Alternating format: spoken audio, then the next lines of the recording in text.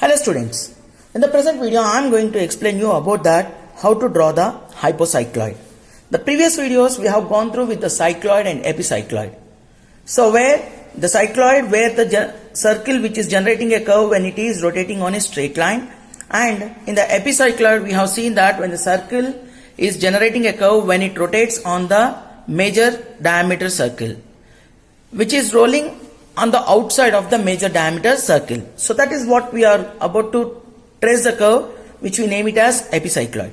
But here in the case, the circle, the generating circle which is rotating inside the major diameter circle, and the curve that is going to be traced out, we are drawing it in the name, and we name it as hypocycloid. So just as per the given nomenclature, so just I am going to see it here, what it is given for us. So the diameter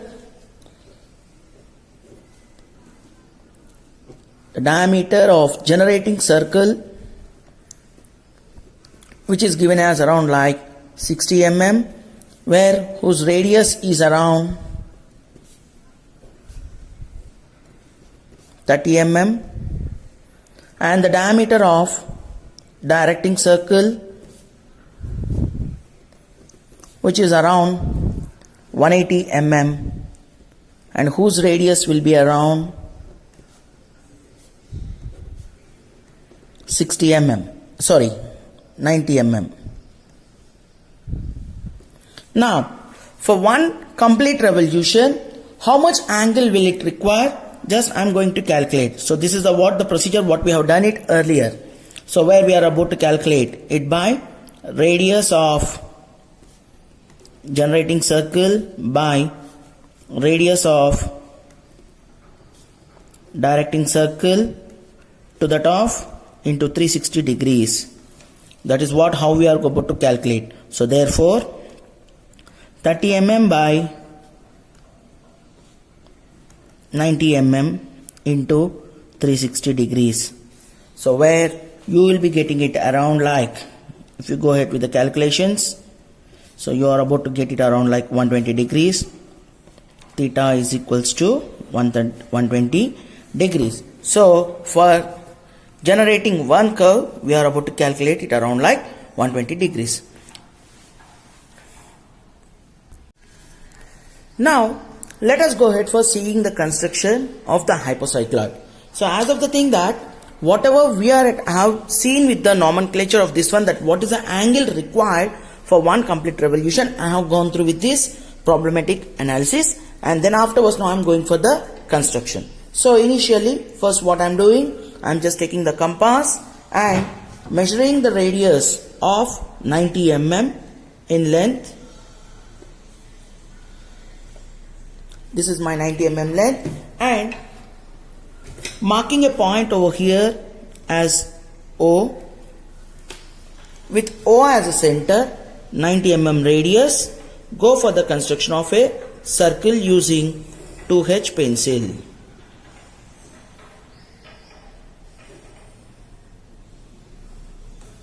First, I have drawn a circle.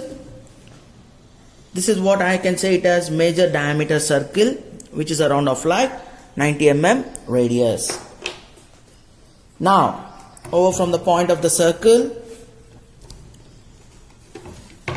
from O, keeping your drafter scale straight enough,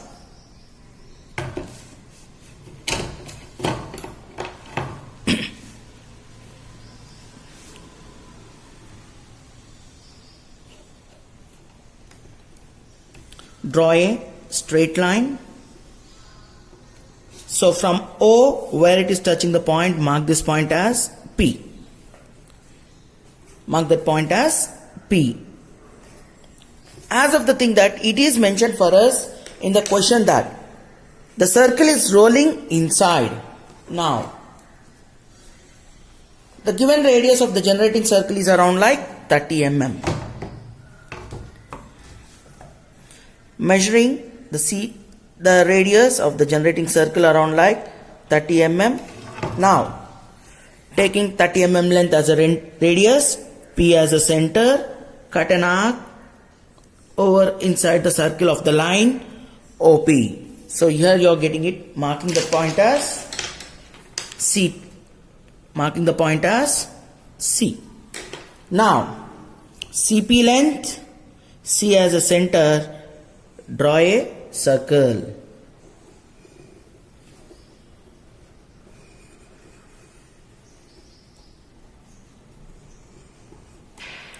This is what I have drawn the generating circle. Now, you can divide the circle into 12 equal parts by using the drafter, or else if not so, you can also use the pro circle by setting it to 0, and then afterwards you can go ahead for dividing it into 12 equal parts.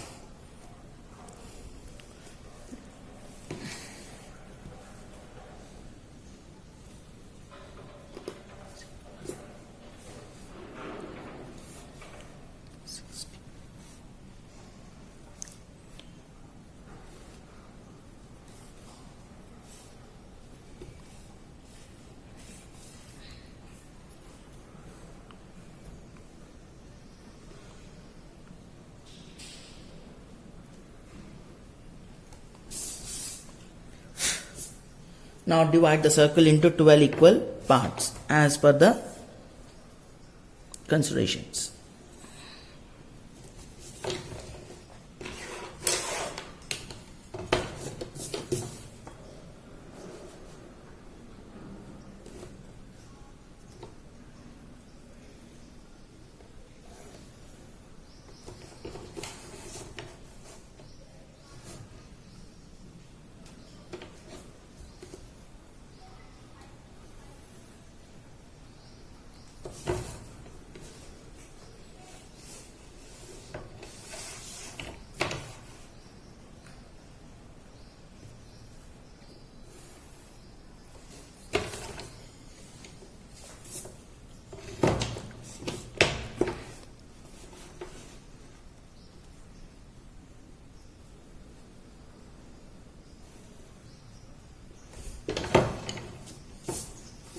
Yeah.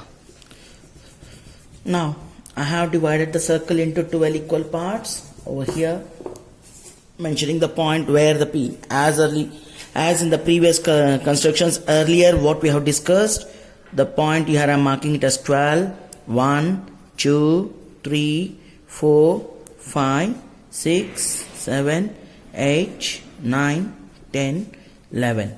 So give the numbering in clockwise direction, because as of the thing it is rotating in clockwise. Now, from the line OP, measure the angle just in order to trace the curve at an angle of 120 degrees. Just trace the curve over here. So first measure the angle of, set your pro circle to 0, and then afterwards measure the angle of 120 degrees. So here is my 120 degrees. All the part of the construction is yet about to be done with 2H pencil or 3H pencil. After drawing a line mentioning an angle of 120 degrees over here.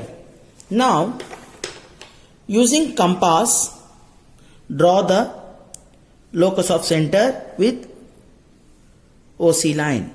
Locus of center arc using OC length O as a center.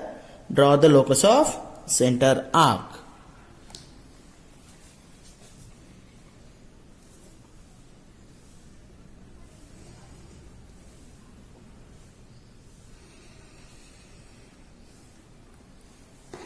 Now divide this locus of center arc into 12 equal parts.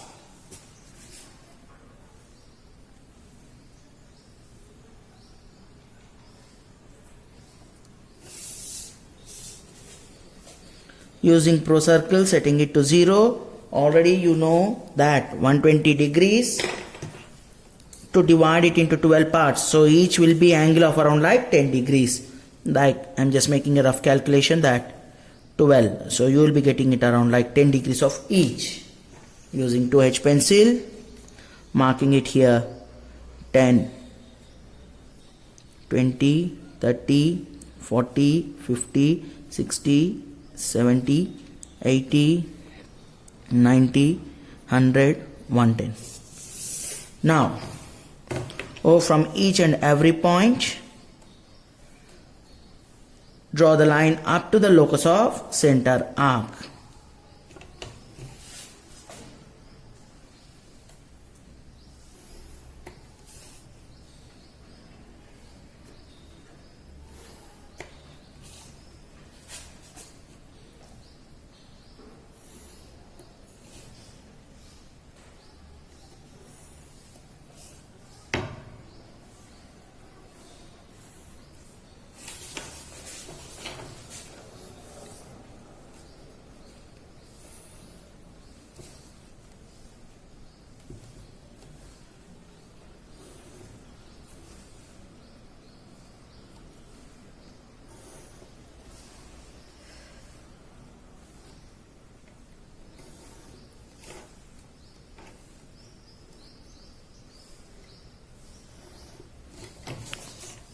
So now this is what I have divided the locus of center arc into 12 equal parts, marking from here, marking this point as C1, C2, C3, C4, C5, C6, C7, C8, C9, C10, C11, and this end point is C12. Now as of the thing that I have divided this one into 12 equal parts. Now using your compass, from each and every division of the circle, draw the arcs. So such that in order to trace the point P for its movement when it is proceeding in the forward direction. So right now, as of this 11 and 1 exist in the same path, drawing it here. Similarly, 10 and 2 both exist in the same path. 9 and 3.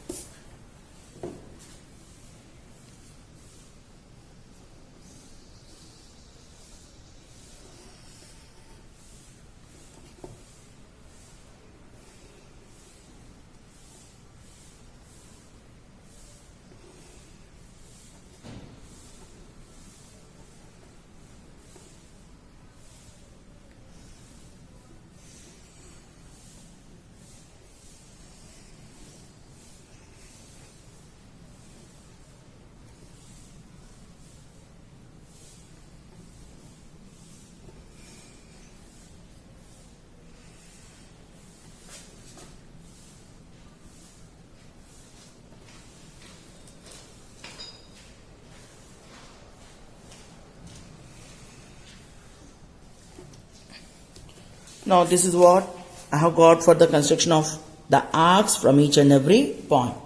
Now the thing is that now I have to go ahead for cutting the arcs, as of the thing that the circle will proceed in the forward direction, in clockwise direction, where when it moving, so the tracing of the arc that is to be done right now over here.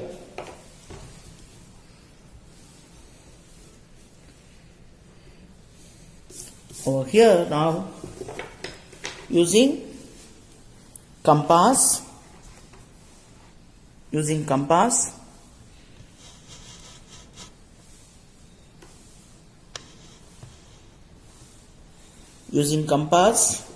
CP length as the radius, C1 as the center, cut an arc on the first arc. So this comes over inside, because as of the thing it is making a revolution inside the major circle. So C1 as a center, the first arc is supposed to be coming over here. Same, C2 as a center, second arc, C3 as a center, third arc, C4 as a center, fourth arc, because as what we are about to trace, that we are about to do it here. C5 as a center, fifth arc, C6, sixth arc, so such that it comes over here exactly over on the point. Now next, C7 as a center, 7th arc. So just you can check it out. 7. So the thing is that 7th arc, whatever the arcs I say it as, means whatever the arcs what we have drawn, the directing arcs from each and every point, those referral arcs we are about to cut it on that one with those respective center points. C8 on the arc which has been generated here, 8th arc. C9, 9th arc. C10, 10th arc.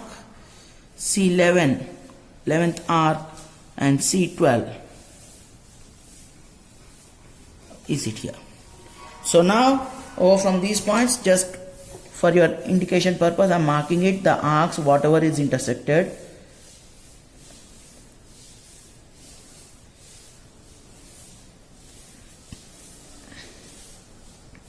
The intersection of the arcs are about to be marked here. Now joining the arcs over here, just I am going to mention it to you. Joining by drawing a smooth curve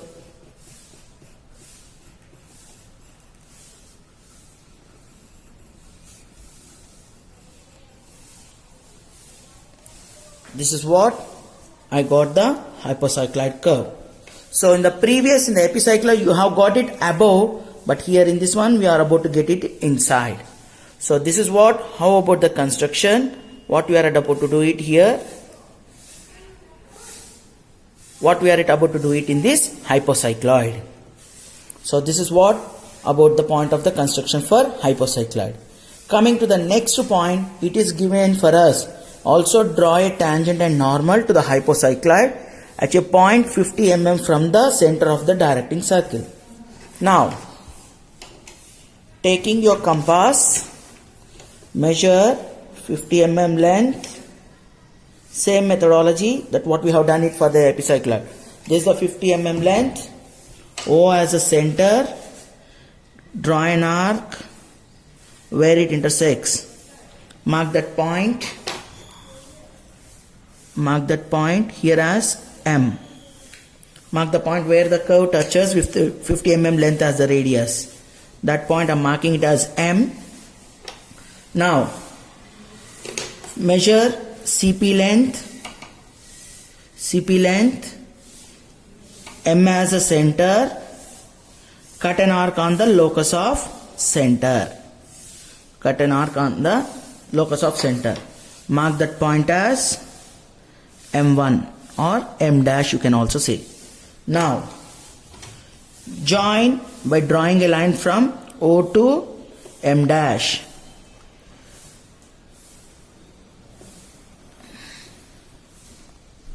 Here.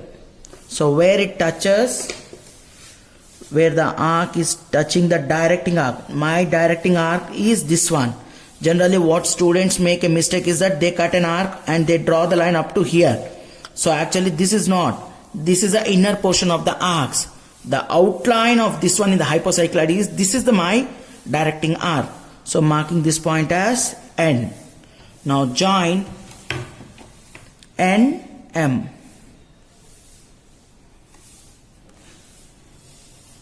Join NM and extend the line, marking it as N dash. Keep your drafter scale parallel to it, tight your knob, go to the point M. And draw the line that should be perpendicular. So marking this point as T, T dash, whereas I say it as, I mention it as T, T dash is equals to tangent and N, N dash is the normal. So this is how what we go ahead for construction of the hypocycloid using this methodology. So in the next video I shall discuss about few of the special problems on the cycloid, epi and hypocycloid. Thank you.